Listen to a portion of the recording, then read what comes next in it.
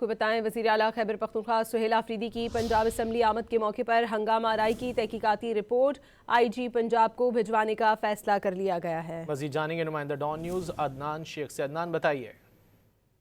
جی بالکل، وزیر اعلیٰ خیبر پختونخوا سہیل آفریدی کی پنجاب اسمبلی آمد کے موقع پر ہنگامہ کی تحقیقاتی رپورٹ آئی جی پنجاب کو بھجوانے کا فیصلہ کیا گیا ہے، اور ذرائع کا یہ کہنا ہے کہ تحقیقاتی رپورٹ کے ہمراہ ضروری دستاویزات اور ثبوت بھی آئی جی پنجاب کو بھجوائے جائیں گے۔